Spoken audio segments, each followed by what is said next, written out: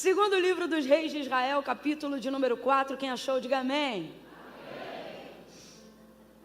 Diz assim o texto. Moça aqui, ó, traz aqui mais para perto, irmã, senão eu vou ter que fazer uma viagem toda vez que eu for aí.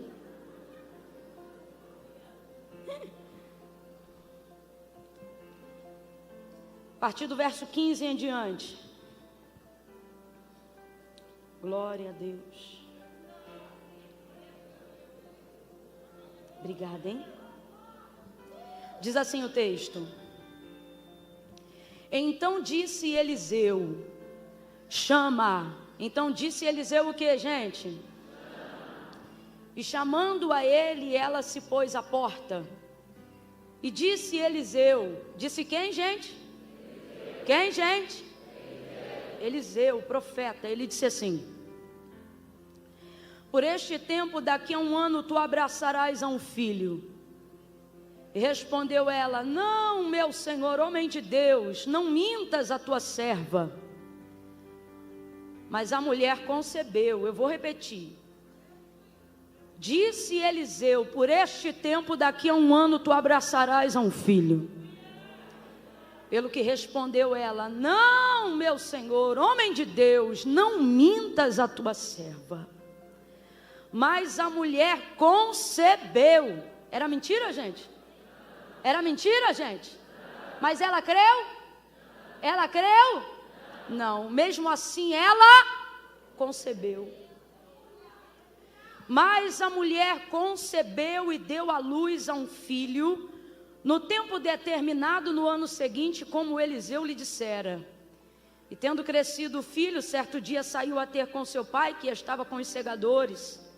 E disse a seu pai: ai, a minha cabeça, ai, a minha cabeça. E o pai dele disse a um moço: leva o menino à sua mãe. E ele o tomou e o levou à sua mãe. E o menino esteve sobre os joelhos dela até o meio-dia. E então o menino morreu. E subiu ela e deitou-o sobre a cama do homem de Deus. E então fechou a porta e saiu. Chamou a seu marido e disse: manda-me um dos moços e uma das jumentas, para que eu corra ao homem de Deus e volte. E perguntou ele: por que tu vais a ele hoje, se não é lua nova e nem sábado? E ela disse: tudo vai bem. Então ela albardou a jumenta e disse ao moço: guia, anda e não te detenhas no teu caminhar, senão somente quando eu te disser. Diga amém por essa palavra. Deus colocou algo em meu coração e Ele me disse para falar categoricamente para todos aqueles que estão ao alcance da voz profética nessa noite. Ele disse assim: olha, diga ao meu povo que não antecipe a notícia de resultado da busca deles. Não se precipite em querer trazer respostas de algo que você ainda está buscando. Não se precipite em dar notícias que você ainda não tem. Não ceda à pressão de quem quer ouvir de você um apontamento rápido, uma direção rápida. Não se obrigue por ter vindo hoje aqui buscar ao Senhor, chegar em casa e ter uma resposta definitiva acerca de algo que ainda está no processo da sua busca. Deus está dizendo: você não está obrigado a nada disso. Você não é obrigada a nada disso. Quanta angústia, quanta gastrite nervosa, quanta crise de ansiedade, quanta depressão, quanta tristeza, quanta agonia sendo desenvolvida no processo da busca, quanta energia que poderia estar sendo empregada na busca do seu milagre, na verdade está sendo esgotada na sua tentativa frenética de dar respostas que você ainda não tem para as pessoas. As pessoas querem saber se é cumprimento de profecia, se não é. Como é vista a questão da Ucrânia, da Rússia. As pessoas querem saber se você tem alguma visão ampla e definitiva acerca da economia do Brasil ou de como serão as próximas eleições. As pessoas querem saber sobre o comportamento do seu filho, o que é que você acha? As pessoas querem saber acerca do desemprego do seu marido, como é que você vê isso? Elas querem saber o tempo todo a que pé está o seu ministério. Elas acham que é tipo roupa, tamanho P, M ou G. Quem é você? O tempo todo elas querem respostas E elas acreditam que por você estar envolvido no processo da busca, estar dentro de uma atmosfera profética, ou ter a responsabilidade da gestão do seu milagre, você pode não ser aquele que determina o seu milagre, porque esta obra quem faz é Deus, mas por estar na gestão, há uma pressão o tempo todo em direção à tua casa, aos teus negócios, ao ministério que o Senhor te confiou. E eu não sei por que cargas d'água, em algum momento a gente acha que tem a obrigação de dar respostas para pessoas que não agregam, e muitas vezes não tem absolutamente nada com o que cooperar, e não é porque elas não querem, mas é porque elas também não saberiam o que fazer se estivessem no nosso lugar. Então assim diz o Senhor a quem está sendo pressionado pela vida hoje, assim diz o Senhor para quem está sendo pressionado pelas circunstâncias, assim diz o Senhor para quem está sendo estreitado e pressionado de todos os lados. Deus está falando comigo aqui, que tem gente aqui que é o próprio profeta da casa, só que eu me lembro que nesse dia nem Eliseu sabia direito o que fazer, porque o texto diz que o Senhor havia lhe encoberto a visão. Neste dia ele entra no quarto do filho da sunamita que acabara de morrer, e ele fica andando para um lado e para o outro, provavelmente intercedendo. Ele nunca teve que ativar tanto ministério de intercessão assim, porque ele de verdade não sabia como trazer de volta a vida daquele menino. E tem gente que está aqui, se não se sente pressionado na condição da sunamita, se sente pressionado na condição do profeta, dizendo: ora, eu sou profeta, eu tenho que fazer alguma coisa, mas na verdade você está andando de um lado para o outro, e o Senhor está dizendo: por que você quer antecipar a resposta de um processo que já está em andamento? A resposta vem de mim, diz o Senhor. Camila, e até lá eu faço o quê? Pega na mão de alguém e diga para essa pessoa: e agora você só busca, você só busca, você só intercede. A oração vem de ti, a resposta vem de Deus. A intercessão vem de ti, a resposta vem de Deus. A busca vem de ti, a direção vem de Deus. Camila, e a pressão que se pressione, eu vou esperar no Senhor. Eu vou gerar intimidade com o milagre que o meu Deus quer fazer. Vou contar de 1 a 3 e você vai respirar aliviado agora. É 1, 2, 3, respire fundo. Vem, solta. Vai deixar esse fardo aqui hoje. Você vai deixar esse fardo aqui hoje. Ei. Você vai chegar em casa de boa nessa noite. Tem gente que vai chegar já com ressaca de que começou a beber do dia anterior.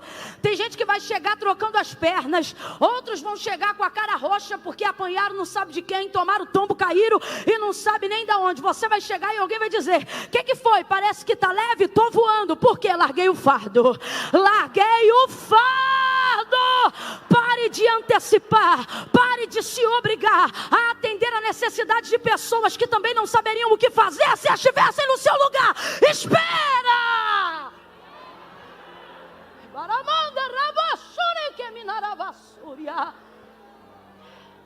Por que eu estou dizendo isso?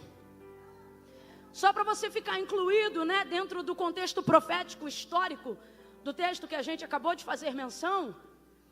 O texto trata sobre a sunamita, uma mulher que muito hospedeira, né? Servia a sua comunidade local como uma boa israelita. E ela vai servir o profeta Eliseu. Quando ele passava por aquela região, geograficamente falando, provavelmente indo em direção ao Carmelo, para dar continuidade à busca que aprendeu com seu mentor Elias, né? A prática boa da oração, esse bom hábito. Acabou orando geograficamente no mesmo lugar. E aí, aquilo ali fazia parte do mapa da trajetória de Eliseu.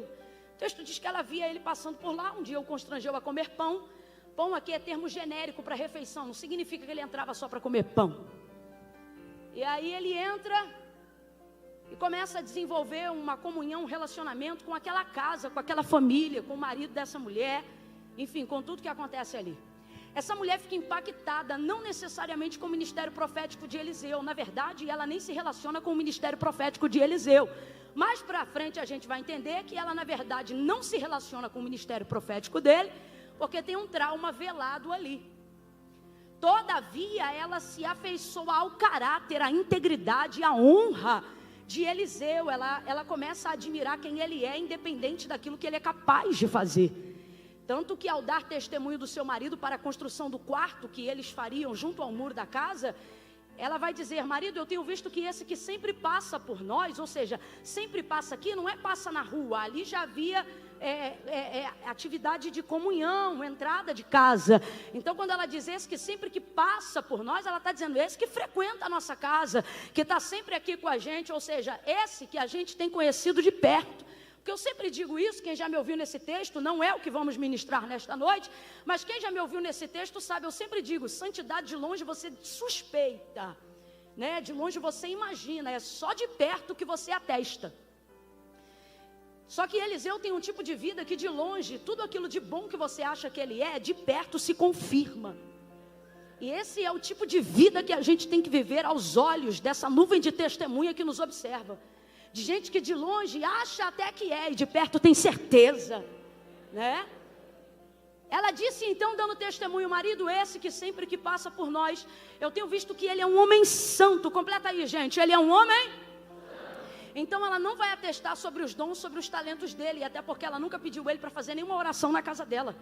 Ela vai atestar sobre a integridade do seu caráter, da sua honra, e ela vai dizer, marido, ele é santo. Isso é extraordinário porque mostra para a gente que a santidade prepara lugares excelentes e exclusivos para você. Vou falar de novo.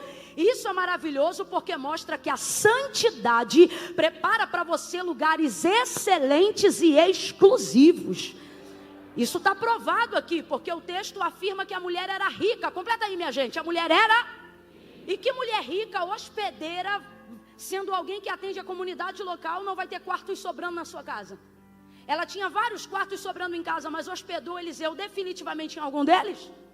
Não, porque ela poderia receber muita gente, mas santo igual Eliseu, e é a primeira vez que ela ficou impactada com isso.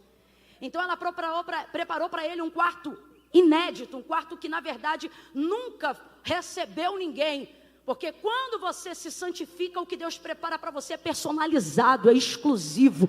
Não cabe em outro modelo que já foi utilizado. Uma outra coisa é que essa santidade promove para Eliseu um tempo de estabilidade.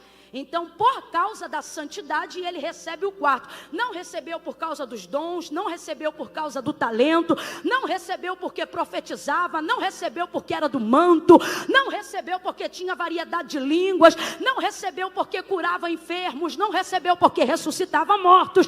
Ele tinha autoridade para tudo isto, mas recebeu, diz o texto, que a mulher construiu junto com o marido porque ele era santo. Então isso aqui comprova, não é talento que te dá longevidade. Talento pode te dar oferta, talento pode te dar porta aberta, talento pode te dar até um contato, uma network, mas estabilidade só vida santa. Estabilidade quem te dá é santidade. Prepara um quarto definitivo só dele para ele. Ninguém entra no quarto dele. Ele fica tão constrangido com aquilo que ele sente necessidade de abençoar ela com o que ele tem, com o que ele pode. E o que ele tem? Poder e autoridade concedida do alto, virtude dobrada sobre a unção que repousava sobre a vida de Elias. Então ele diz assim, Geazi, vai lá nessa mulher e pergunta para ela se ela quer, se ela deseja que nós façamos algo por ela, se ela quer que eu fale com o rei, se tem alguma coisa que a gente pode fazer por ela. Geazi vai lá, pergunta, a mulher diz, olha, eu não preciso de nada, eu estou no meio do meu povo. Até porque você não pergunta para uma pessoa rica o que ela precisa. Essa mulher, quando hospedou Eliseu em sua casa, ela não perguntou o que ele precisava, o texto diz que ela o constrangeu. O que é o constrangeu? O impeliu. A semeadura dessa mulher na vida de Eliseu não é semeadura de oferecimento. Ela não esperou autorização para saber se podia abençoar. Eu tenho uma filosofia que eu carrego comigo, implantada pela minha avó materna. Ela dizia para a gente continuamente, quando alguém chegava em casa para poder, uma visita, né? Ela dizia, quem quer dar não oferece, entrega. Era um jeito de dizer assim, quando você está disposto a fazer algo por alguém, você não depende nem da autorização de quem você quer dar para fazer. Foi isso que essa mulher fez com Eliseu. Quando ela o convenceu, o constrangeu, diz o texto, isso aqui é constrangimento positivo, significa que ela o impeliu a entrar em sua casa. Ela fez algo que tornou a condição dele inevitável. Ele não tinha como rejeitar, ele não tinha como dizer não. Por quê? Porque quando você quer dar, quando você quer abençoar, você não depende, se a sua disposição for verdadeira, você não depende da disposição de quem vai receber. A maior prova disso, gente, é o próprio Deus. A Bíblia diz desse jeito, que de Deus é o dar, de Deus é o dar. O que isso significa? Deus não depende de autorização para dar nada a ninguém. A maior prova disso é também a manifestação da graça. Quem é que merecia estar respirando aqui? Eu fico olhando isso na comprovação da misericórdia. Eu tenho comigo uma frase que eu sempre digo: misericórdia, quem nunca pediu também recebeu. Todo mundo aqui está debaixo da graça comum, do favor e da misericórdia de Deus. Quando Deus quer dar, isso buga a nossa mente, buga a nossa religiosidade, buga a nossa interpretação de quem é merecedor e de quem não é. A gente não entende, vê determinada pessoa e fica, meu Deus, mas como é que pode, né? Mas como é que pode, como é que pode? A Bíblia diz que de Deus é o dar. Quando Deus quer dar, buga tu, buga teu vizinho. Ninguém entende. Por quê? Porque Deus não depende da tua autorização para te abençoar. Eu vou falar de novo. Deus não depende da sua autorização para te abençoar. Eu vou falar de novo. Deus não depende da tua autorização para te abençoar. De novo. Deus não depende da tua autorização para te abençoar. Sabe por que a sua reação não é de explosão de glória? Porque você olha para um texto como esse e você fica assim, mas claro, essa mulher tem a vida coerente. Nem eu estou dizendo que não tem que ter, tem que ter. Deus não é leviano, Deus não é Deus de confusão.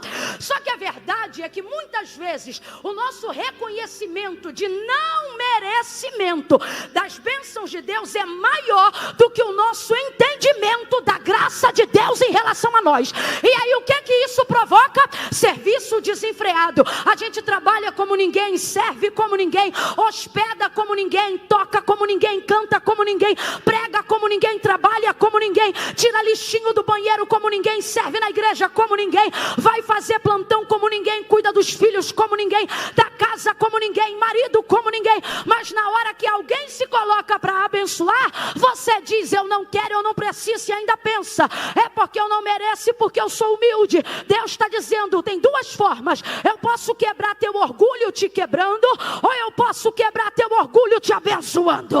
E acerca de um servo que me serve, diz o Senhor, eu quebro o orgulho te abençoando. E quando eu quero te dar um dom, eu não peço a sua autorização. Quando eu quero te usar, eu não peço a sua autorização. Se eu escolher soprar teu nome sobre a terra, eu não preciso da tua autorização. Se eu quiser salvar teu marido, dar um banho de sangue, e você só ter feito 3 campanhas de oração, quando havia prometido 7, eu não dependo da tua autorização. Eu posso salvar teu filho antes da quimioterapia, no processo da quimioterapia, depois da quimioterapia, porque eu não preciso da tua autorização. Quando eu quero dar, se eu quiser te dar um CNPJ, eu te dou. Se eu quiser fazer de você um advogado, eu faço. Se eu quiser te dar um diploma em 3 anos ao invés de 4, eu faço. Eu sou o Senhor e fora de mim não há outro. Quando eu decido dar, quem pode rejeitar? Mas você, na sua filosofia de entendimento, de mérito, diz que quer ser abençoado, vem à igreja para ser abençoado, mas na maioria das vezes não sabe se comportar quando Deus quer te abençoar. Geazi sobe e diz assim, eu percebi que o marido dela é avançado em idade. Ela disse que não precisa de nada, mas eu vi que não tem filho na casa. Aí Eliseu vai dar para ela a colheita do que ela plantou. Porque você nunca vai colher uma colheita diferente do que você plantou. Não. Irmãos, a semeadura é opcional, sim ou não? Sim ou não? Mas a colheita é obrigatória.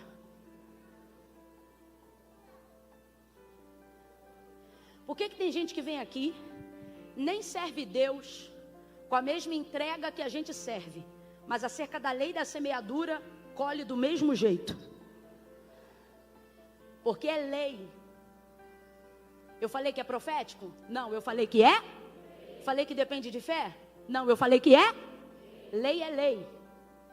Tudo pois que o homem semear, tudo pois que o homem plantar, isso ele vai. Qual foi a colheita que essa mulher fez na vida dele? Ela perguntou se ele queria entrar? Ela perguntou se ele queria comer? Ela deu opção a ele de rejeitar o que ela já estava determinada a fazer? Não, por isso o texto diz que ela o constrange. Quando você está determinado a plantar, irmão.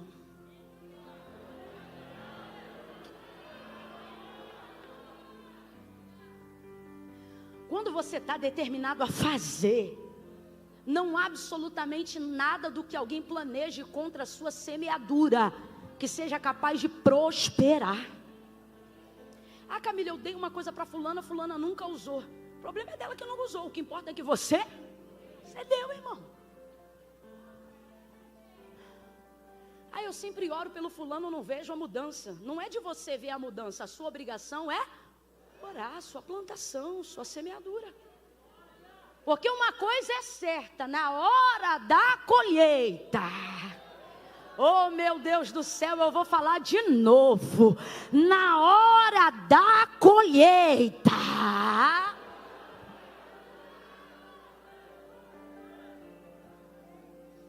o retorno daquilo que você tem plantado, não com as suas mãos, mas com a intenção do seu coração, será inevitável.